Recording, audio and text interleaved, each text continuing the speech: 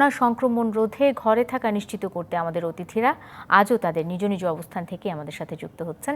আমাদের সাথে আছেন ফাইন্যান্সিয়াল হেরাল্ডের সম্পাদক রিয়াজউদ্দিন আহমেদ, আছেন ঢাকা বিশ্ববিদ্যালয়ের সাবেক উপাচার্য অধ্যাপক আ.আ.ম আরিফিন সিদ্দিক এবং জাতীয় পার্টি জেপির সাধারণ সম্পাদক শেখ শহীদুল ইসলাম। আপনাদের সকলকেই অসংখ্য ধন্যবাদ আমাদের সাথে যুক্ত থাকার জন্য। এবং দর্শক, এ পর্যায়ে আমরা জেনে নিতে চাই মার্কেন্টাইল ব্যাংক আজকের সংবাদ শিরোনাম। দেশে করোনায় একদিনে রেকর্ড ৪২ জনের মৃত্যু হয়েছে। এতে দেশে মোট মৃত্যু দাঁড়ালো ৮৮৮ জনে। ১৩,১৩৬ জনের নমুনা পরীক্ষা করে শনাক্ত হয়েছে ২,৭৪৩ জন। দেশে করোনা সংক্রমণের ৯২তম দিনে সারা দেশে সবশেষ করোনা পরিস্থিতি তুলে ধরা হয় স্বাস্থ্য অধিদপ্তরের নিয়মিত বুলেটিনে। এ নিয়ে দেশে মোট শনাক্ত হয়েছেন ৬৫,৭৬৯ জন। নতুন করে সুস্থ হয়েছেন ৫৭৮ জন। দেশের ৫৫টি ল্যাবরেটরিতে পরীক্ষা চালু থাকলেও গেল ২৪ ঘন্টায় ৫২টি ল্যাবরেটরির নমুনা পরীক্ষার রিপোর্ট দেওয়া হয়েছে। দেশে এখন পর্যন্ত মোট নমুনা পরীক্ষা করা হয়েছে ৩,৯৭,৯৮৭টি। শনাক্তের হার ২০.৮৮%, আর শনাক্ত বিবেচনায় সুস্থতার হার ২১.১৪%। নিয়োগের ক্ষেত্রে স্বাস্থ্য অধিদপ্তর প্রধানমন্ত্রীর নির্দেশনা মানছে না বলে অভিযোগ তুলে বিক্ষোভ করেছে মেডিকেল টেকনোলজিস্টরা। দাবি না মানলে আন্দোলন চালিয়ে যাওয়ার ঘোষণা দিয়েছেন তারা। রাজধানীর মহাখালীতে স্বাস্থ্য অধিদপ্তরের সামনে বিক্ষোভ করেন মেডিকেল টেকনোলজিস্টরা। নিয়োগ প্রক্রিয়া স্বচ্ছ করে চাকরির সুবিধা বাড়িয়ে পুনরায় নোটিশ দেওয়ার দাবি জানিয়েছেন তারা অভিযোগ করেছেন প্রধানমন্ত্রী ৩,২০০ টেকনোলজিস্ট নিয়োগের অনুমতি দিলেও মাত্র ১২০০ টেকনোলজিস্ট নিয়োগের সিদ্ধান্ত নিয়েছে স্বাস্থ্য অধিদপ্তর। এছাড়া ১৬০০ টেকনিশিয়ান এবং ১৫০ জন কার্ডিওগ্রাফারকে অনৈতিকভাবে নিয়োগ দেওয়ার সিদ্ধান্তেরও প্রতিবাদ জানিয়েছেন তারা বলেছেন, স্বাস্থ্য অধিদপ্তর প্রধানমন্ত্রীর নির্দেশনা না মেনে অবৈধভাবে বাকিদের নিয়োগের সিদ্ধান্ত নিয়েছে। নিয়োগ প্রক্রিয়ায় বিশ্ব স্বাস্থ্য সংস্থার নিয়ম না মানারও অভিযোগ করেছেন আন্দোলনকারীরা। করোনা সংক্রমণের হার বাড়তে থাকায় রাজধানীর ৩৮টি এলাকাকে আংশিক লকডাউন করার প্রস্তাব করা হয়েছে। এ বিষয়ে প্রধানমন্ত্রী দপ্তরের চূড়ান্ত নির্দেশনা পেলেই তা কার্যকর করা হবে। এদিকে সংক্রমণের হার ভেদে লাল, সবুজ ও হলুদ এলাকা ভাগ করেছে স্বাস্থ্য অধিদপ্তর। তবে লাল চিহ্নিত এলাকায় লকডাউন ঘোষণার সব প্রস্তুতি নিয়ে রেখেছে ২ সিটি কর্পোরেশন। করোনা ভাইরাস প্রতিরোধে রাজধানী ঢাকাসহ দেশের বিভিন্ন এলাকাকে লাল, হলুদ ও সবুজ এই ৩ রঙে চিহ্নিত করার সিদ্ধান্ত নিয়েছে সরকার। সে অনুযায়ী কোনো এলাকায় ১৪ দিনের মধ্যে ১ লাখে ৩০ থেকে ৪০ জন আক্রান্ত রোগী পাওয়া গেলে সেই এলাকাকে লাল রং চিহ্নিত এলাকা হিসেবে তা লকডাউন করার সিদ্ধান্ত নেওয়া হয়েছে। লাল চিহ্নিত এলাকায় কোনো ধরনের যানবাহন চলাচল করবে না। সর্বসাধারণের চলাচল নিষিদ্ধ থাকবে। ওষুধ ও জরুরি খাদ্য ছাড়া সব ধরনের দোকান বন্ধ রাখতে হবে। একইভাবে হলুদ চিহ্নিত এলাকায় সীমিত থাকবে যানবাহন ও সর্বসাধারণের চলাচল। বিশেষ প্রয়োজন ছাড়া অফিস, আদালত খোলা রাখা যাবে না। আর সবুজ চিহ্নিত এলাকায় সব কার্যক্রম চলবে, তবে মানতে হবে স্বাস্থ্যবিধি, রক্ষা করতে হবে সামাজিক দূরত্ব। তবে কোথাও এখনও লকডাউন কার্যকর করা হয়নি। রবিবার রাজধানীর ওয়ারী ও রাজাবাজার এলাকাকে লাল রঙে চিহ্নিত করে পুরোপুরি লকডাউন শুরু করার কথা বলা হলেও তা কার্যকর হয়নি। এলাকাবাসী বলছে, এখনও তাদেরকে কিছুই জানায়নি স্থানীয় প্রশাসন। আমাদের এলাকা লকডাউন করবে, তো এখন পর্যন্ত আমরা সেটাই জানছি আর কি, কিন্তু এখন পর্যন্ত স্পষ্টতা এখন শুরু হয় না। কমপ্লিট লকডাউন আমাদের দেশের জন্য ডিফিকাল্ট, এই জন্য সরকারের একটা সুস্পষ্ট নীতিমালা থাকা উচিত। জনপ্রতিনিধিরা বলছেন, লকডাউন কার্যকরের বিষয়ে সব ধরনের প্রস্তুতি নিয়েছে তারা। ইতিমধ্যেই এলাকায় মাইকিং করে জানানো হয়েছে বিষয়টি। সেই সাথে লকডাউনের সময় এলাকাবাসীকে সহায়তা করবে স্বেচ্ছাসেবক দল। পুরো রাজাবাজার এলাকাটা লকডাউন করব না, যেই বাড়িগুলো আপনার শনাক্ত হয়েছে সেই বাড়িগুলো আমরা লকডাউন করব। প্রসেস তৈরি করে আমরা মেয়র মহোদয়ের কাছে দিছি, মেয়র মহোদয় এটা প্রধানমন্ত্রীর কাছে দিছে। ওই জায়গা থেকে যখন আমাদের নির্দেশনা আসবে তখন আমরা কাজে নামবো। ২ সিটি কর্পোরেশন বলছে, সবার সাথে সমন্বয় করে লকডাউন কার্যকরের বিষয়ে সিদ্ধান্ত নেওয়া হবে। যেই সব জায়গায় সংক্রমণ বৃদ্ধি পাবে সেই সব জায়গায় আমরা লকডাউন বা আটকাদেশ দিয়ে আমরা জনগণকে যাতে করে আমরা মুক্ত করতে পারি সেই লক্ষ্যে কাজ করার একটি প্রস্তাবনা এসেছে। মাননীয় প্রধানমন্ত্রী অ্যাপ্রুভাল দেওয়ার পরে আমরা পরবর্তী কিভাবে আমরা পাইলটিং করব সেই ব্যাপারে ডিটেলসে গিয়ে আমরা চেষ্টা করব রাজাবাজারটাকেই প্রথম পাইলট হিসাবে লকডাউন করার জন্য। এলাকা লকডাউন থাকলেও অসুস্থ রোগীদের জন্য বিশেষ অ্যাম্বুলেন্স সার্ভিস রাখার কথাও জানান তারা। Daud Khan, DBC news, Dhaka. এই ছিল মূলত আজকের দিনের প্রধান খবরগুলো। আমরা শুরুতেই জানিয়েছি আমাদের সাথে যুক্ত আছেন রিয়াজউদ্দিন আহমেদ, আছেন ঢাকা বিশ্ববিদ্যালয়ের সাবেক উপাচার্য অধ্যাপক আ.ম আরিফিন সিদ্দিক এবং জাতীয় পার্টি জেপি সাধারণ সম্পাদক শেখ শহীদুল ইসলাম। আপনাদের সকলকে আরও একবার স্বাগত জানিয়ে সংবাদ সম্প্রসারণ শুরু করতে চাই। যেমনটা আমাদের খবরগুলোতে দেখছিলাম যে আজকে প্রধানমন্ত্রীর অনুমোদনের অপেক্ষায় রয়েছে এলাকা ভিত্তিক ঢাকাকে বিভিন্নভাবে ভাগ করার যে সংক্রমণের হার বাড়ায়। বলা হচ্ছে যে রাজধানীর ৩৮টি এলাকায় আংশিক লকডাউনের প্রস্তাব, লাল, সবুজ এবং হলুদ এলাকা ভাগ করেছে স্বাস্থ্য অধিদপ্তর, যেটি প্রধানমন্ত্রীর অনুমোদনের অপেক্ষায় রয়েছে। রিয়াজউদ্দিন আহমেদ, আপনাকে দিয়ে আলোচনা শুরু করতে চাই। বাংলাদেশের প্রেক্ষাপটে আসলে এই যে যেটি ভারত করেছিল রেড, অরেঞ্জ এবং গ্রিন জোন হিসেবে ভাগ করে তারা লকডাউনের ব্যবস্থা করেছিল, এটি আসলে এত দেরিতে করার কোনো সুফল আমরা পাবো কিনা? রিয়াজউদ্দিন আহমেদ। দেখেন, সুফলটা নষ্ট হয়ে গেছে বলেই তো খুলে দিয়ে আবার লকডাউনে যেতে হচ্ছে। যদিও লকডাউনটা এলাকা ভিত্তিক, সবার জন্য না, কিন্তু এইটার সুফল নিশ্চয়ই আসবে, না হলে এটা তো অন্যরা করতো না। তো আমাদের আরো আগেই করা উচিত ছিল। আরো 2 সপ্তাহের জন্য যদি কমপক্ষে ধরে রাখা হতো, তাহলে আমার মনে হয় যে আজকে যে ডেথ রেট যেটা দেখেছি আমরা, এটা একটু ভয়ই আমরা পেয়েছি। 42 জন আজকে মৃত্যু তালিকায় এসছে এবং যদিও ইনফেক্টেড রেটটা এটা মোটামুটি স্টেবল, এটা 2500 3000-এর মাঝখানে আছে। ডেথ রেটটাও 3000 4000-এর মধ্যে ছিল, কিন্তু আজকে এটা 4000 ক্রস করে গেছে। তো এইটাকে অবশ্যই নিয়ন্ত্রণে আনতে হবে এবং আনার জন্য এই যে এলাকা ভিত্তিক লকডাউন, এটা আমি মনে করি একটা সেন্সিবল স্টেপ। কারণ ইকোনমিকেও তো চলতে দিতে হবে, মানুষের জীবনকেও চলতে দিতে হবে।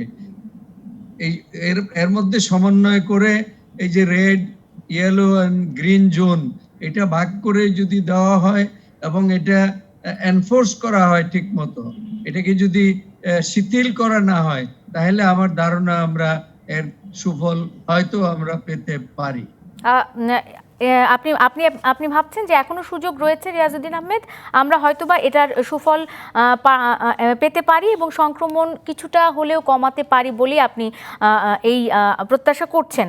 আমরা একটু আ.ম আরিফিন সিদ্দিক, আপনার কাছে চলে যেতে চাই, এই বিষয়টি নিয়ে কথা বলতে চাই যে আমরা এর পূর্বের যে অবস্থা দেখেছি রাজধানীর বিভিন্ন, যখন লকডাউন শিথিল করা হলো, অর্থাৎ সাধারণ ছুটি কিছুটা শিথিল করা হচ্ছে, বিভিন্ন শপিং মল খুলে দেওয়া হচ্ছে, কিংবা বিভিন্নভাবে পরিবহন চলাচলের যে বিষয়টি সেটি যখন শিথিল করা হচ্ছে, সেসব বিষয়গুলো যখন শিথিল করা হচ্ছে, তখন কিন্তু মানুষের মধ্যে এক ধরনের বেপরোয়া ভাব আমরা দেখেছি।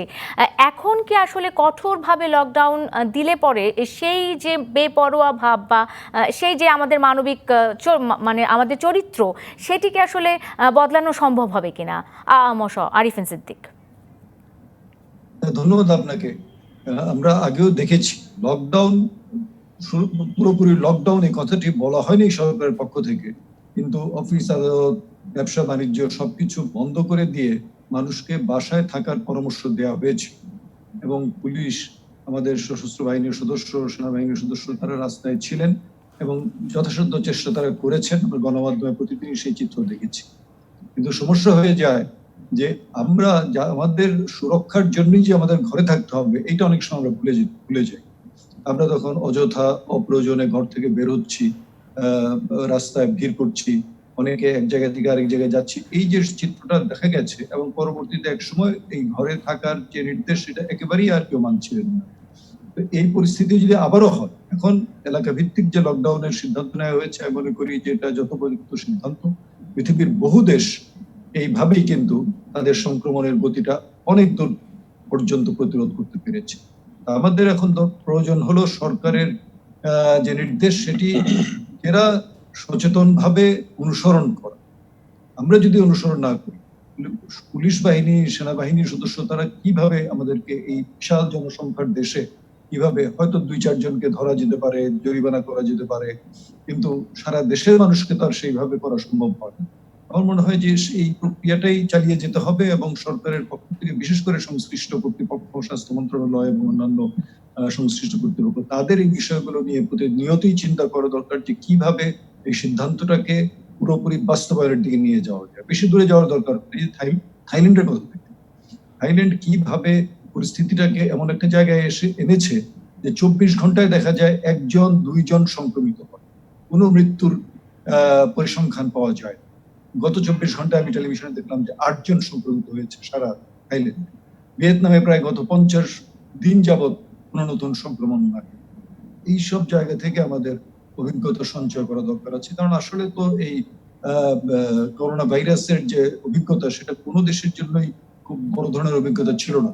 নিত্য নতুন অভিজ্ঞতা হচ্ছে, আমরা বিভিন্ন দেশের অভিজ্ঞতা শুনছি, দেখছি, সেখান থেকে শিক্ষা নিয়ে আমাদের কার্যক্রম পরিচালনা করাটা খুবই প্রয়োজন। কিন্তু একই সাথে এটাই বলবো যে আমাদের নিজেদের সচেতনতা অনেক বেশি বৃদ্ধি করা প্রয়োজন আছে। যে সচেতনতা আসলে বৃদ্ধি করার দরকার ছিল বা সৃষ্টি হওয়ার মতো পরিবেশ তৈরি করার কথা ছিল, সেটি আমরা আসলে করতে পেরেছি কিনা, বা মানুষকে যে এই করোনাকালীন সুরক্ষা দেওয়ার বিষয়টি সম্পর্কে সচেতন করার যে বিষয়টি আছে সেটি সেই ভূমিকাটি আসলে ঠিকমতো আমরা পালন করতে পেরেছি কিনা। শেখ শহীদুল ইসলাম। আপনাকে ধন্যবাদ। একটা অত্যন্ত জনগুরুত্বপূর্ণ বিষয় নিয়ে আজকে আলোচনা করার জন্য। দেখুন, আমি তো একটা কথা বলি যে আমাদের দেশে আইন আছে কিন্তু আইনের প্রয়োগ নাই। এই লকডাউন বলেন বা সাধারণ ছুটি ঘোষণা বলেন, এই দুটো ক্ষেত্রেই আমরা দেখলাম যে আমাদের যে ম্যানেজমেন্ট যারা এগুলো এনফোর্স করবেন তাদের ভিতরে কনফিউশন যথেষ্ট, তাদের ভিতরে নানান কনফিউশন কাজ করেছে, তারা নানান বিভ্রান্তি ভুগেছে। প্রথমত হলো যে সরকারের যে নির্দেশনাগুলো সেগুলো খুব সুস্পষ্ট নির্দেশনা তারা পান নাই। সুস্পষ্ট নির্দেশনা না পাওয়ার কারণে তারা এক এক সময় এক এক সিদ্ধান্ত নিয়েছেন। যেরকম ঈদের আগে হঠাৎ করে প্রথমে বলা হলো যে ঘর থেকে বেরোলে রাস্তায় আপনার ঈদ করতে হবে, তারপরে বলা হলো যে প্রাইভেট গাড়িগুলোকে আপনারা যেতে দেবেন, প্রাইভেট গাড়িতে চলে যাওয়া যাবে। সুতরাং আমরা দেখতে পাই যে সরকারের যে সিদ্ধান্তহীনতা, এটা কিন্তু আমাদের এই ডিসিশন গুলো খুব ফার্মলি এনফোর্স করার ক্ষেত্রে অত্যন্ত মানে আমি মনে করি যে সঠিকভাবে প্রয়োগ করা হয়নি। আর একটি বিষয় এখানে গুরুত্বপূর্ণ, সেটি হলো যে মানুষকে মোটিভেট করতে হবে। মানুষকে মোটিভেট করার দায়িত্ব আপনার মিডিয়ার একটা গুরুত্বপূর্ণ আছে, কারণ এখন তো আর জনসভা করে বা সভা সমিতি করে ই করা যাবে না মিডিয়ায়। তো মিডিয়ায় আমরা যেটা দেখি যে মিডিয়াতে আগে কতগুলো নির্দেশনামূলক বিজ্ঞাপন যেত, নির্দেশনামূলক বিজ্ঞাপন দিয়ে সুস্পষ্টভাবে বলে দেওয়া যে জনগণের কর্তব্য কি। আমার মনে হয় যে আমাদের স্বাস্থ্য অধিদপ্তরে এক্ষেত্রে বেশ মিসম্যানেজমেন্ট রয়েছে। তারা সুস্পষ্টভাবে জনগণের কর্তব্য কি তা তারা বলতে পারেন না। তারপরে ধরেন এই যে করোনা টেস্ট করার ক্ষেত্রেও আমাদের 16-17 কোটি লোকের একটি দেশে মাত্র আমরা এখনো 13,000-এর বেশি লোকের টেস্ট করতে পারি না। তো এই যে 13,000 লোকের টেস্ট করে কতদিনে আমরা এই কমিউনিটি টেস্টিং যেটা সেটা আমরা চালু করতে পারবো? এখন শুধু যারা সিমটম আছে তাদের টেস্ট, যাদের উপসর্গ দেখা দিচ্ছে তারা টেস্ট করাতে যাচ্ছে। কিন্তু আমার মনে হয় community testing, community transmission of disease যদি বন্ধ করতে হয় তাহলে কমিউনিটি টেস্টিং এ আমাদের যেতে হবে। এক দিনে প্রত্যেক উপজেলায় অন্তত 100-200 লোকের টেস্ট করা প্রয়োজন, যাতে করে কমিউনিটির মধ্যে একটা সচেতনতা সৃষ্টি হয় এবং যদি কোনো লোকের এইগুলোর মধ্যে সংক্রমণ পাওয়া যায় তাকে ইমিডিয়েটলি কোয়ারেন্টাইন করা যায়, হোম কোয়ারেন্টাইন করা যায়, আইসোলেশনে পাঠানো যায়, তাহলে কিন্তু এই সংক্রমণটা রোধ করা যায়। তো আমাদের এই কথা মনে রাখতে হবে যে যদি পরিপূর্ণভাবে আমরা এটাকে খুব নিয়ন্ত্রণের মধ্যে করোনা ভাইরাসকে আনতে হয়, তাহলে কিন্তু আমাদেরকে যে সেট অফ গাইডেন্স গভর্নমেন্ট থেকে দিবে সেগুলো সুস্পষ্ট হতে হবে, এবং সেখানে জনগণের কর্তব্য কি, ল এনফোর্সারদের কর্তব্য কি, এবং যারা হেলথের ফ্রন্ট লাইনে আছেন, সেবা দিচ্ছেন, তাদের কর্তব্য কি, আর স্বাস্থ্য সুবিধাও কিন্তু সম্প্রসারণ করা প্রয়োজন। এটা যদিও অবশ্যই এই difficult task। বিষয়টি নিয়ে কথা বলবো যে আমাদের যে স্বাস্থ্য খাতের যে অবস্থা, সেক্ষেত্রে আসলে পরবর্তীতে আমাদের করণীয় গুলো কি হতে পারে, বা সরকারকে আপনারা কি ধরনের নির্দেশনা, সরকারও আপনাদের নির্দেশনা অনেকখানি মেনেই চলেন, তো সেক্ষেত্রে সরকারের প্রতি আপনাদের পরামর্শ কি ধরনের হতে পারে, সেই বিষয়টি নিয়ে কথা বলবো। এবং সেই সাথে যে বিষয়টি আপনি বলছিলেন যে এই সামাজিক নিরাপত্তা জোরদারের ক্ষেত্রে বা সামাজিক সুরক্ষার ক্ষেত্রে আমরা কি ধরনের ভূমিকা নিতে পারি, সেই বিষয়গুলি নিয়ে কথা বলবো। অবশ্যই থাকবেন আমাদের সাথে। একটা বিরতি নিয়ে ফিরছি সংবাদ সম্প্রসারণের সঙ্গে থাকুন। বিরতির পর স্বাগত আরেকবার। দেখছেন নিটল টাটা গ্রুপ নিবেদিত সংবাদ সম্প্রসারণ। শুরুতেই জানিয়েছি আমাদের সাথে এই মুহূর্তে যুক্ত আছেন জাতীয় পার্টি জেপি সাধারণ সম্পাদক শেখ শহীদুল ইসলাম, আছেন অধ্যাপক আরিফিন সিদ্দিক এবং ফিনান্সিয়াল হেরাল্ডের সম্পাদক রিয়াজউদ্দিন আহমেদ। এই অংশে যে বিষয়টি নিয়ে আমরা বিরতিতে যাবার আগে যে বিষয়টি রেখে গেছিলাম আপনাদের তিনজনের কাছেই, সেই বিষয়টি নিয়ে আসলে কথা বলতে চাই। স্বাস্থ্য খাত যে নিয়ে আমাদের অনেক কথা হচ্ছে, এবং স্বাস্থ্য খাত নিয়ে দুর্বল, ভঙ্গুর, এসব কিছু অনেকভাবেই আমরা আখ্যায়িত করছি স্বাস্থ্য খাতকে। আপনাদের কি মনে হয় বাংলাদেশের যে স্বাস্থ্য ব্যবস্থা কিংবা স্বাস্থ্য খাত রয়েছে, স্বাস্থ্য ব্যবস্থা রয়েছে, সেটিকে আসলে আপনারা কতটুকু সুস্থ এবং কতটুকু স্বাবলম্বী হিসেবে দেখছেন? আমি যদি রিয়াজউদ্দিন আহমেদকে জিজ্ঞেস করি। এই ব্যাপারটা সারা জাতিকেই উদ্বিগ্ন করেছে। শেখ শহীদুল ইসলাম সাহেব বলেছেন যে স্বাস্থ্য মন্ত্রণালয়ের কোনো কোঅর্ডিনেশন আমরা দেখি না। সরকারের ভিতরে চিকিৎসা ব্যবস্থা নিয়ে যে কোঅর্ডিনেশন থাকার কথা ছিল, হসপিটালে ভর্তি হবে কোথায়, প্রাইভেট হসপিটাল কি করবে, কোভিড-19 হসপিটাল কোনটাতে অন্য রোগীরা যেতে পারবে, এগুলি একটা টোটাল কনফিউশন। এই কনফিউশনের মধ্যে দেখা গেল যে চিকিৎসার জন্য যারা ঢাকার বাইরে আক্রান্ত হচ্ছে, তাদের ভিভিআইপি যারা, তাদেরকে হেলিকপ্টারে, প্লেনে করে তাদেরকে ঢাকায় নিয়ে আসছে চিকিৎসার জন্য। তাহলে ওই মফস্বলের লোকদের মানে আত্মবিশ্বাসটা কোথায় থাকবে? তারা ধরেই নিবে যে আমাদের কোনো চিকিৎসা হবে না, ভালো চিকিৎসা যারা পাবে তাদেরকে নিয়ে যাওয়া হয়েছে। এই যে বৈষম্য, এইটা খুবই দুর্ভাগ্যজনক। এইটা হওয়া উচিত নয়। চিকিৎসা সারা দেশে একই রকম হবে, একই, যদি চিকিৎসা না থাকে সবার জন্য না থাকবে। তো এই ব্যবস্থায় কিভাবে মানে এগোবে, কিভাবে সামনের দিনগুলি, কারণ সারা জাতির মধ্যে একটা উদ্বেগ, উৎকণ্ঠা যে আমরা কোথায় চিকিৎসা নিতে যাব, কোথায় আমাদেরকে ভর্তি করা হবে। এক একজন, আমার বন্ধু ফরমার ক্যাবিনেট সেক্রেটারি ডক্টর সাদাতও মারা গেছে, 10 দিনের মধ্যে তার ওয়াইফও মারা গেছে। তার ওয়াইফের হার্ট অ্যাটাক হওয়ার পরে 5টি হসপিটালে ঘুরে তাকে, অর্থাৎ এখন পর্যন্ত করোনা সংক্রান্ত যে চিকিৎসা সেবা পাবার কথা ছিল মানুষের, সাধারণ মানুষের, সেটি এখন পর্যন্ত অনিশ্চিত হয়ে আছে। যদি আমি অধ্যাপক আরিফিন সিদ্দিকের কাছে এই বিষয়টি নিয়ে জানতে চাই যে স্বাস্থ্য খাতকে আসলে ঢেলে সাজানো কি সম্ভব? কারণ আসছে বাজেটে, এখন সরকারকে স্বাস্থ্য খাতের কোন কোন বিষয়গুলোর দিকে নজর রাখতে হবে করোনাকে মাথায় রেখে? আপনার কি মনে হচ্ছে যে কোন দিকে তার আরো বেশি মনোযোগী হওয়া দরকার সরকারের?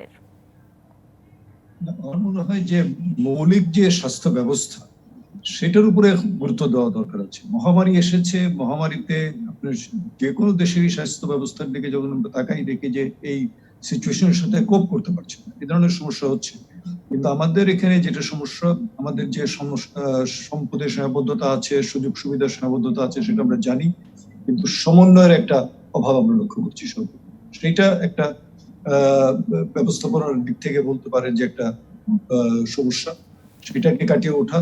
আর এই যে বাজেটের কথা বললেন, এই বাজেট, সামনে বাজেটের আপনার জাতীয় সংসদ বাজেট অনুমোদন করবে, বাজেট প্রস্তাবিত হবে। আমি আশা করব যে এখানে সর্বোচ্চ অগ্রাধিকার পাবে স্বাস্থ্য এবং শিক্ষা। এই দুটোকে একসাথে গুরুত্ব দিয়ে আমাদের বাজেটকে পুনর্বিন্যস্ত করা দরকার আছে, এই কারণে যে স্বাস্থ্য সুযোগ সুবিধা যেমন বাড়াবেন, মানুষকে স্বাস্থ্য সচেতন করা, শিক্ষা ব্যবস্থার মাঝে স্বাস্থ্যকে এতটা গুরুত্ব দেয়া যাতে প্রতিটি নাগরিক স্বাস্থ্য সম্পর্কে সচেতন থাকে। আমরা দেখতে পাচ্ছি আমাদের যে সুযোগের সীমাবদ্ধতা সেটা প্রতিদিনই দেখা যায়। ফেসবুকে যান, দেখবেন যে আজকেও বহু মানুষ তারা শুধুমাত্র নিবেদন করছেন যে তাকে যেন একটা আইসিইউ সিট দেওয়া যায়, কারণ তার অক্সিজেন স্যাচুরেশন লেভেল অনেক কমে গেছে, তাকে এখন অক্সিজেন দিতে পাচ্ছেন না। এই যে সমস্যাগুলো এগুলো আছে, কিন্তু তার আগে ওই যেটা আপনি প্রথম পর্যায়ে আলোচনায় নিয়ে আসলেন, যে আমাদের অনেকেই তো একেবারে নিজেদের অবহেলার কারণে আজকে সংক্রমণটাকে বাড়িয়ে দিয়েছে। হয়তো আমার নিজের কোনো সিমটম নাই, আমি 10 জায়গায় ঘুরে বেরিয়েছি, আমার মাধ্যমে অনেক জায়গায় এই ভাইরাসটা চলে গেছে। এই ভাইরাসের তো এমন হাত পা নাই যে এটা এক জায়গা থেকে হেঁটে হেঁটে আরেকজনকে গিয়ে সংক্রমিত করবে, আমাদের মাধ্যমে এটা সংক্রমিত হচ্ছে।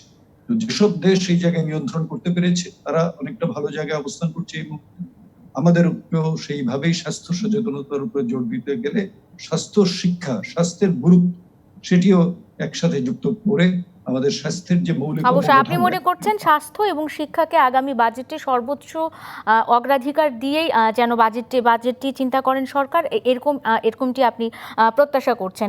আমি চলে যেতে চাই শেখ শহীদুল ইসলামের কাছে, যে বিষয়টি নিয়ে আপনার সাথে কথা বলছিলাম, যে এই যে সামাজিক নিরাপত্তার ক্ষেত্রে বাজেটে তো সামাজিক নিরাপত্তা বেষ্টনীর বা এইসব খাতে বিভিন্ন রকমের বরাদ্দ দেওয়া হয়। তো সেক্ষেত্রে আসলে আমাদের যে সামাজিক নিরাপত্তার যে খাত রয়েছে সেটি নিয়ে আপনার কি মতামত রয়েছে, এবং আগামী বাজেটে আপনি কি ধরনের প্রতিফলন দেখতে চাচ্ছেন, আপনার কি মনে হয়?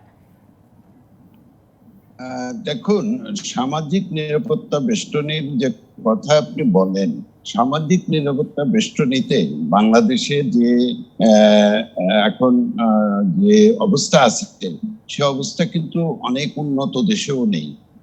আমাদের দেশের প্রায় 100 কোটি লোক, তারা ডাইরেক্টলি অর ইনডাইরেক্টলি তারা সামাজিক নিরাপত্তা বেষ্টনীর মধ্যে আছে, এবং তাদের আপনার ক্যাশ টাকা থেকে শুরু করে খাদ্যদ্রব্য বিজিডির মাধ্যমে এগুলো তারা পাচ্ছে।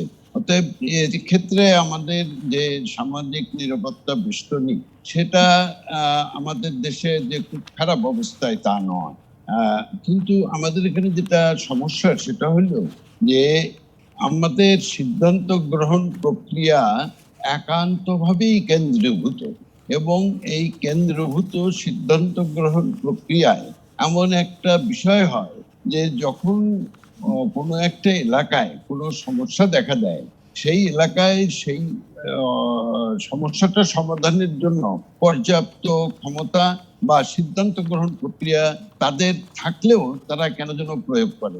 যেমন ধরেন, একটু আগে আপনি যেটা বলছিলেন, খবরে যেটা শুনছিলাম, যে ঢাকা শহরে কোন কোন এলাকা লকডাউন করবেন, তারা একটা ডাটা নিয়ে তারা মাননীয় প্রধানমন্ত্রীর কাছে গিয়েছেন, যে মেয়র সাহেব বলেছেন যে প্রধানমন্ত্রী অনুমোদন দিলেই তারা এইটা কাজটা করবেন।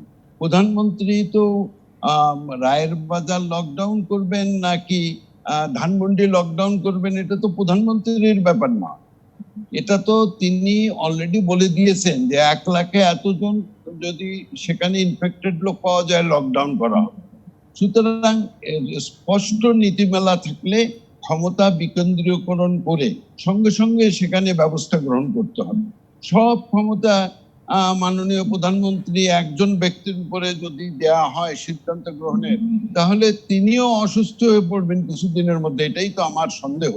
আমার মনে হয় যে যারা যেখানে আছেন সুস্পষ্ট নীতিমালা করে দিয়ে, সুস্পষ্ট গাইডলাইন্স করে দিয়ে, এবং সেখানে যে পলিসি সাপোর্টের দরকার আছে সেই পলিসি সাপোর্ট গুলোর ব্যবস্থা করে এই পুরো জিনিসটাকে বিকেন্দ্রীয়করণ করা দরকার। স্বাস্থ্য, শিক্ষা এই দুটো বিষয় তো অবশ্যই বিকেন্দ্রীয়করণ করতে হবে, কারণ একজন রোগীর এই অপেক্ষা করার সময় নাই, তার ট্রিটমেন্ট ওখানে সাথে সাথে শুরু করতে হবে। এবং যারা স্বাস্থ্য, যারা শিক্ষা গ্রহণ করবেন তাদেরও ওই এলাকার ওইখানে যে স্কুল আছে সেই স্কুল ছাড়া আর কোনো জায়গায় যাওয়ারও উপায় নাই। অতএব এগুলোর ক্ষেত্রে ক্ষমতার বিকেন্দ্রীয়করণ একান্ত আবশ্যক, এবং সব সিদ্ধান্তের জন্য আমরা একমাত্র মাননীয় প্রধানমন্ত্রীর দিকে তাকিয়ে না থেকে আমাদের নিজেদের বিভিন্ন আইনে যে ক্ষমতা দিয়েছে এবং যারা বিভিন্ন পর্যায়ে আছেন, মানে যারা যারা দায়িত্বে রয়েছেন তারা যেন নিজেদের দায়িত্বটি পালন করেন, প্রধানমন্ত্রীর উপর চাপিয়ে না দিয়ে, আপনি সেটি বলতে চাচ্ছেন। আমরা যে বিষয়টি নিয়ে বলতে চাই যে আমরা একটি সিপিডির গবেষণাতে আমরা দেখতে পাচ্ছি যে তারা বলছে যে আগামী বাজেটকে বাস্তবসম্মত ভিত্তির উপর দাঁড় করাতে না পারলে অর্থনীতির কাঠামো দুর্বল হয়ে যাবে। এবং আরেকটি কথা বারবার উঠে আসছে সেটি হলো যে করোনার কারণে আয় কমে যাওয়ায় দরিদ্র মানুষের সংখ্যা বেড়েছে এবং ফলে সার্বিকভাবে দারিদ্র্যের হার 35% উন্নীত হয়েছে। এর পাশাপাশি আয় এবং ভোগের বৈষম্য বেড়েছে, এরকম বিভিন্ন গবেষণায় উঠে এসেছে। অর্থাৎ মোদ্দা কথা হলো যে দারিদ্র্যের হার 35% উন্নীত হয়েছে। এই যে 35% উন্নীত হলো, দরিদ্র মানুষের সংখ্যা বৃদ্ধি পেল, তাদের জন্য আসলে এখন সরকারের আলাদাভাবে ভাবার কোনো জায়গা আছে কিনা আপনাদের কাছে জানতে চাই। শুরুতেই আমি আরিফিন সিদ্দিকের কাছে এই বিষয়টি নিয়ে একটু জানতে চাই।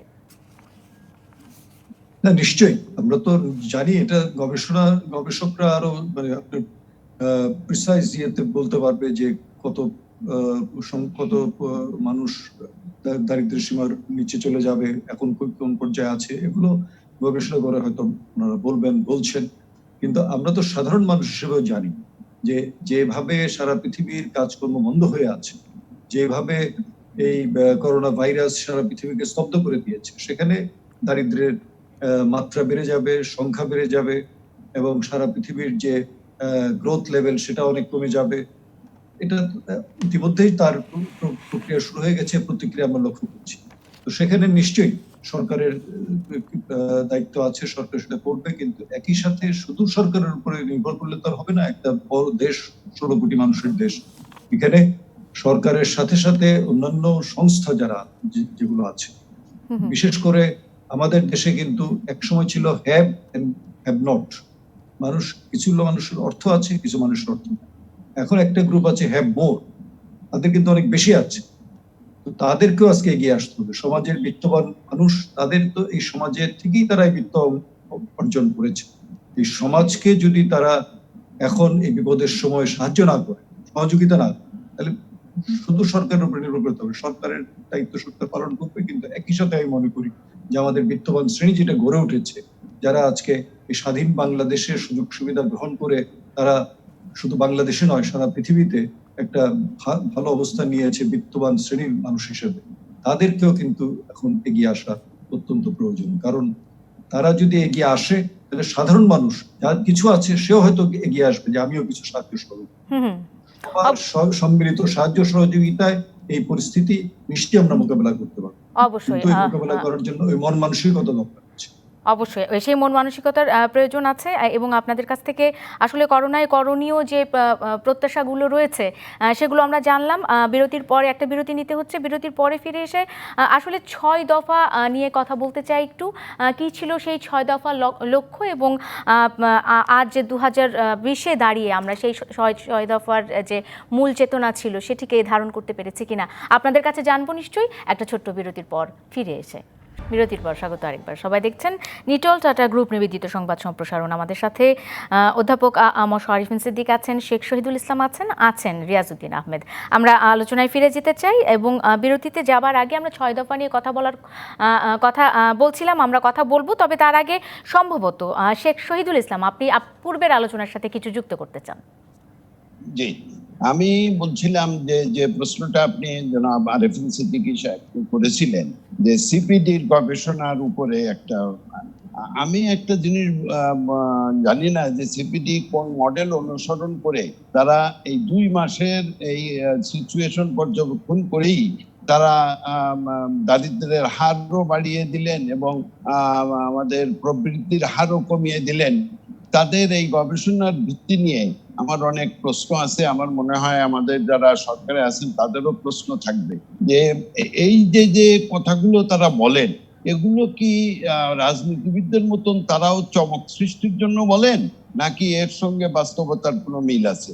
আমি এই প্রশ্নটা সিপিডির যারা কর্ণধার আপনি এই তাদের কাছে প্রশ্নটি রাখতে চাই। সিপিডির যারা কর্ণধার তাদের কাছে রেখে যেতে চাচ্ছেন শেখ শহীদুল ইসলাম। যদিও আমরা দেখতে পাচ্ছি যে করোনাকালীন সময়ে দেশে কিন্তু অনেক মানুষ কর্মহীন হয়ে পড়েছে, কর্মসংস্থানের যে বিষয়টি রয়েছে সেটি সংকুচিত হয়ে গেছে, অনেক কর্মী পোশাক কারখানায় অনেক কর্মী ছাঁটাই হয়েছে, বিভিন্ন কোম্পানিতে বা বিভিন্ন প্রতিষ্ঠানে আমরা দেখেছি যে একেবারেই জনসমক্ষে না রেখে বিষয়গুলো খুব চুরির মধ্যে থেকে আসলে মানুষগুলোকে ছাঁটাই করা হচ্ছে।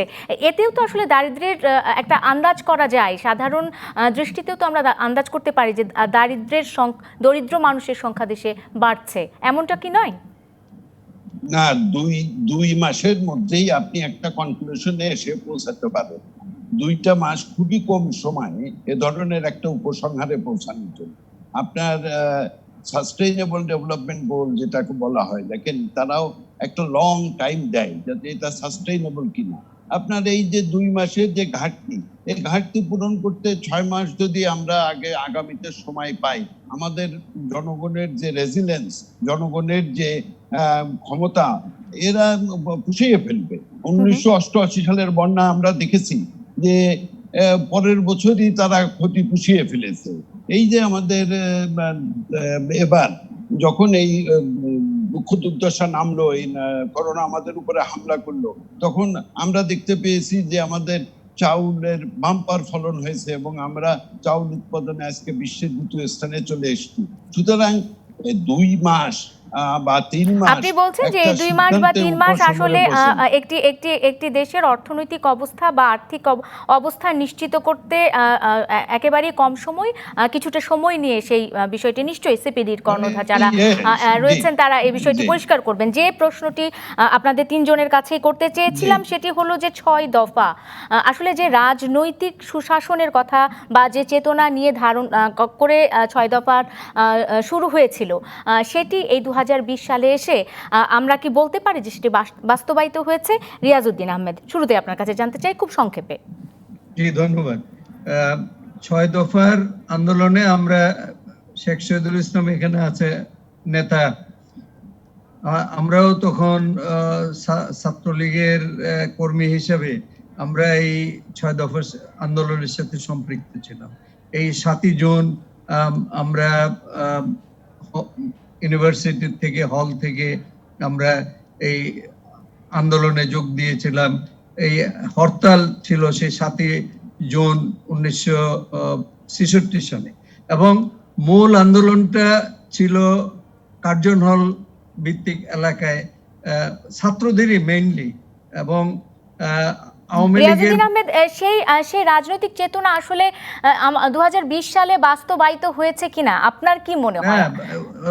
ওই মানে 6 দফার যে স্পিরিট, এটা বাস্তবায়িত হয়েছে আমরা স্বাধীনতা অর্জনের মধ্য দিয়ে। এটাই ছিল মূল উদ্দেশ্য। অবশ্যই, হ্যাঁ, এটি বলা হচ্ছে যে 6 দফার মূল লক্ষ্য ছিল বাঙালির মুক্তি। বাঙালি কি তার কাঙ্ক্ষিত মুক্তি পেয়েছে কিনা, অধ্যাপক আরিফিন সিদ্দিক?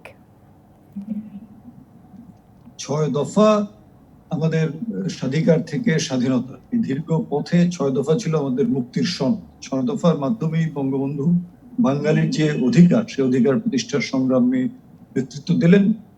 বাঙালিরা একটা স্বাধীন দেশ পেয়েছে। আপনি যেটা জিজ্ঞেস করলেন যে 6 দফার যে চেতনা, সেই চেতনার আলোকে বাংলাদেশ এখন কোন অবস্থানে আছে।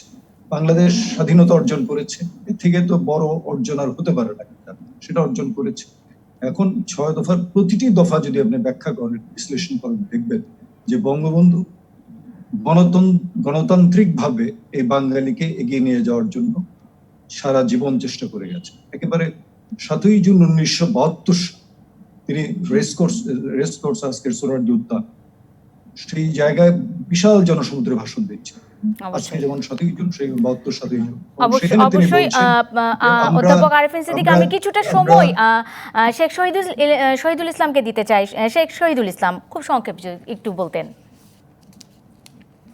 দেখুন, আমি মনে করি যে 6 দফা দেওয়া হয়েছিল আঞ্চলিক শোষণ দূর করার জন্য। আজকে বঙ্গবন্ধু বলতেন যে কেবলমাত্র আঞ্চলিক শোষণই না, ব্যক্তি শোষণ, একটা শ্রেণী আর একটা শ্রেণীকে শোষণ, এগুলো থেকে মুক্ত করতে হবে আমাদের দেশকে, জাতিকে। যার জন্য তিনি 7ই মার্চও বলেছিলেন এবারের সংগ্রাম স্বাধীনতার সংগ্রাম, এবারের সংগ্রাম মুক্তির সংগ্রাম। স্বাধীনতা আমরা পেয়েছি, কিন্তু 6 দফার যে আরেকটা চেতনা, সেটা হলো শোষণ থেকে মুক্তি। আমরা পশ্চিম পাকিস্তান বা অবশ্যই আমরা সেটিও আশা করব যে বঙ্গবন্ধুর সুযোগ্য কন্যা অবশ্যই আমাদের সাথে রয়েছেন এবং তিনি সেই যেটি বাকি রয়েছে সেই মুক্তিটিও নিশ্চয়ই নিয়ে আসবেন আমাদের জন্য। আপনাদের তিনজনকে অসংখ্য ধন্যবাদ আমাদের সঙ্গে থাকার জন্য। আর এই ছিল আজকের নিটল টাটা গ্রুপ নিবেদিত সংবাদ সম্প্রসারণের। ধন্যবাদ আপনাদেরও।